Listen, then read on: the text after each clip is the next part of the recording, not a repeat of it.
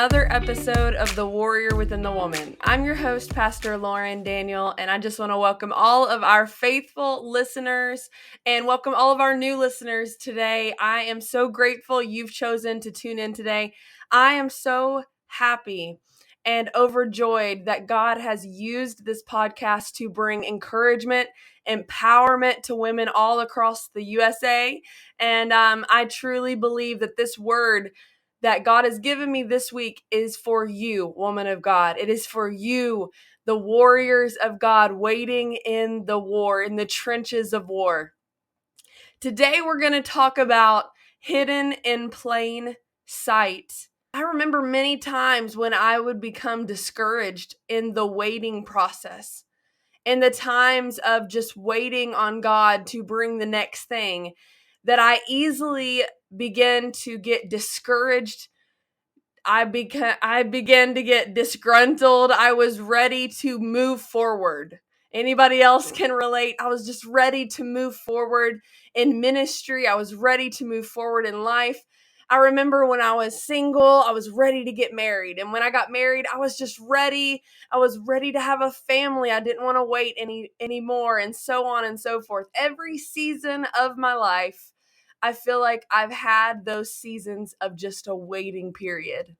And in my discouragement, and even in that pit of depression that I felt I was in, Satan would come and whisper these little lies in my ear and make me feel like I was hidden in plain sight, that I was here, but God did not see me here, that I was waiting, but God forgot about me, and I'm just going to be sitting here waiting forever.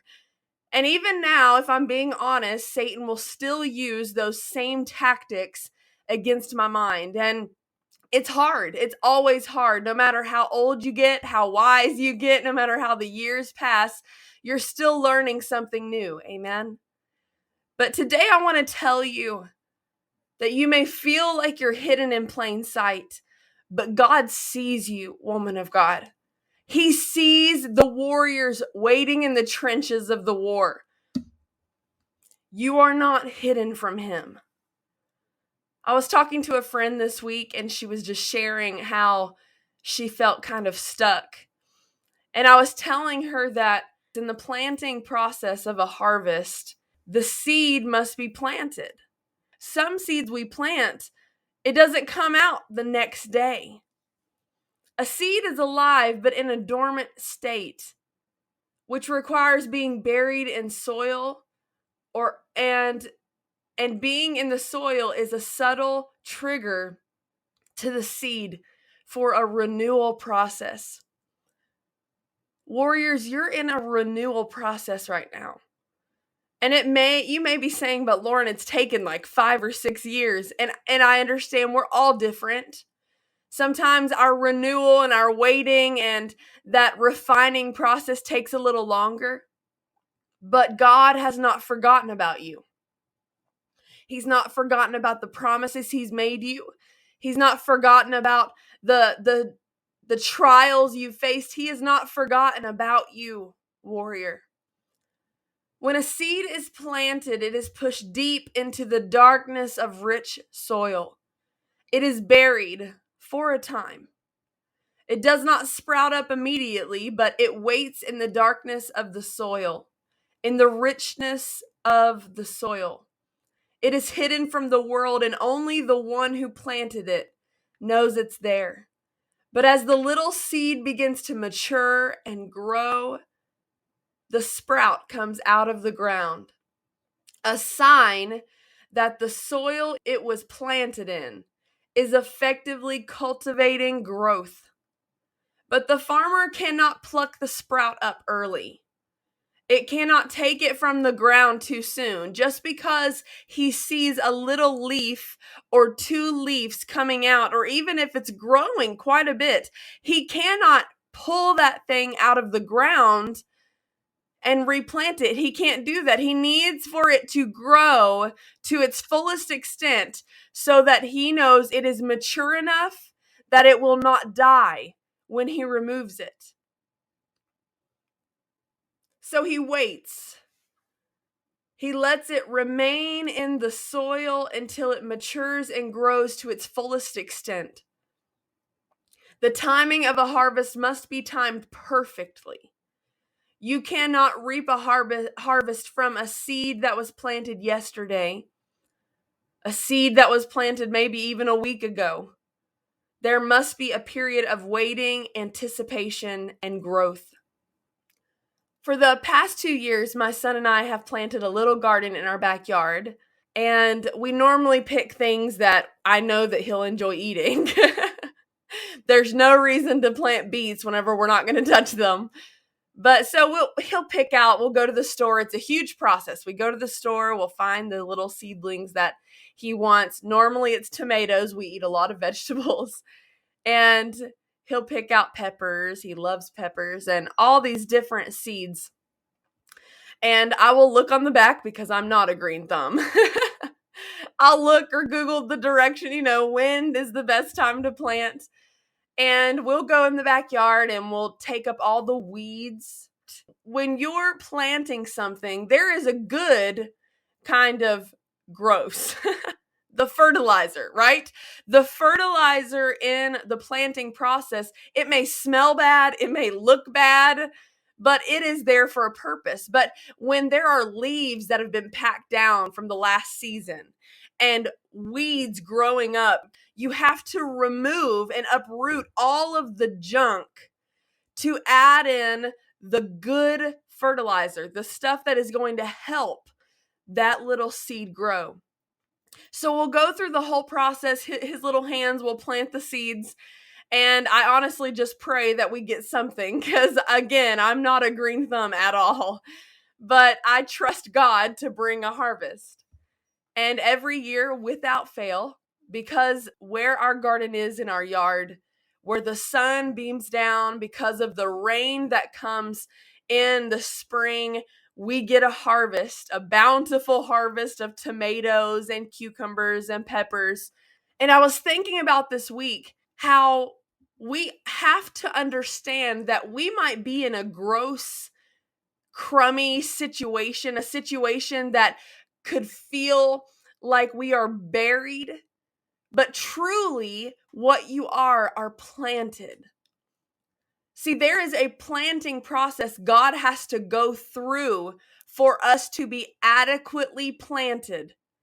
And listen, while you're planted, weeds are going to sprout up. They're going to try to choke out the life of the seed out of the plant. There's going to be leaves that fall on the ground that the farmer has to remove. There has to be some cultivating of the environment for you to grow perfectly and immensely. You have to grow greater to the fullest extent. So sometimes we forget that there is a process of God taking out the weeds of our heart, the things that are trying to choke out the promise. We forget that he has to remove all of the old leaves and the old wounds and all of the things that are still on the top of the soil. You cannot be planted in soil that is not able to help you grow. So he'll put you in fertilizer. And some situations may feel like, God, why am I here? Why am I going through this again, God, again, every year, every few years, or every season of my life? Why do I have to go through this? Most people love the thought of being gifted and having the ability to do something great. I mean, we all could agree on that. I love being gifted. I love being used by God. But we don't smile so brightly when we are placed in the refining processes of life. We cannot rightfully ask God to skip out on the development of our lives simply because we're uncomfortable with being alone in seasons where he refines us. Warrior, there are going to be hard seasons. There's going to be seasons where you feel buried with life, but God has not forgotten about you. God has not hidden you away and forgotten where he put you. No, you have been strategically planted. I look back on the uncomfortable and ugly stages of life where I felt like I was buried, by the weight of the things out of my control. But what I realize now, looking back at those situations, that God was just shifting my perspective and showing me that those things only help me grow. I could not be able to minister how I minister without going through the seasons of life that I went through. There is no way that I would be able to tell someone they're going to make it through unless I've been in the same situation and I've made it through. There is no way that you can minister and love someone to the fullest extent unless you have experienced the ultimate forgiveness and love of God yourself. Being planted teaches you that being hidden is good. Just like a seed that is planted and consumes nutrients from its soil and gets what it needs from the sun. Do not take for granted the times you spend with God in His presence. Do not take for granted, warrior of God, the strength that being with God gives you. They say hindsight is 20/20, and how true that is. I can see now in every situation I've gone through up to this point that God did not forget about me, but that He was using what the devil meant for harm. He was going to use that to bring forth growth in me that is going to take me to a whole new level and give me opportunity to reach women that I would have never been able to reach had I not gone through those horrible situations in my life. To keep a seed from being planted is to condemn that seed, to never realize its full potential. Keep your eyes on the one who planted you, warrior. He has purpose in everything. God may have not sent the evil that is coming against you, but I promise you, without a shadow of a doubt, I can tell you, because what I've been through, He will use every fiery arrow that Satan throws at you, every sickness he tries to put on you. God will use the situation for your good and His glory. Isaiah 26:3 says, "You keep him in perfect peace, whose mind is stayed on you, because he trusts in you." We may not always be in everyone's mind. Not everyone is going to know who you are immediately, and that's okay. This is something I struggled with at a very young age, early on in ministry. I saw in the dreams and visions God gave me where I would be, and it was not happening. It wasn't happening as fast as I wanted it to. It wasn't happening as quickly. And I despised the small beginning God gave me. But take the time in those beginnings to truly grasp a hold of who you are in God. He will exalt in His timing. You do not have to worry about how you're going to get to that end result, or how you're going to get to that stage, or how you're going to get before that person. If God has promised and shown you that He will use you in mighty ways, you can guarantee, you can put money on it, warrior, that God would fulfill. He will fulfill what He has called and told you to do. He will fulfill those promises. Do not despise being alone. Do not despise being hidden from the world for a time. That is when the most growth comes. That is when the most maturity comes, is in those hiding places where God brings you close to Him. And not everybody may know your name. Not everybody may know your gifts and talents, but listen, that is okay. That's okay. Because who God intends to exalt, He will exalt. But in this small beginning, in the beginning stages of where you're going, God wants to show you it is time to humble ourselves and let us fully grasp who God is in our lives and who we are. Allow the work. Allow the cultivating and the growing to happen. Allow the fertilizer and the stinky situations of life to cultivate growth in your spirit, in your life, in your ministry, and in your home. Being planted teaches you to not get ahead of God. I know it's hard. You want to escape this horrendous situation. And right now, maybe for a long time, it doesn't make sense. And it may not make sense for a long time. But God never promised it would make sense. He promised He would bring you through to the other side. He never promised it would be easy. But He promised He will be walking with you, carrying you through this. Whatever is going on in your life that makes you feel buried, I want to tell you, warrior, you're not buried. He's planting you. In 1 Peter 5:6, it says, humble yourselves, therefore, under the mighty hand of God, that He may exalt you in due time. Give it to God.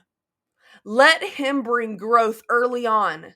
Learn the lessons now so that when He takes you to that new level, to that promise, you are already confident in who you are as a woman of God. You are already confident in your family. You're already confident in what God is doing in your ministry. Don't let that lesson be learned later in life, but learn it now. In our rush to escape pain and messiness and brokenness of our lives, we often miss our opportunities for growth.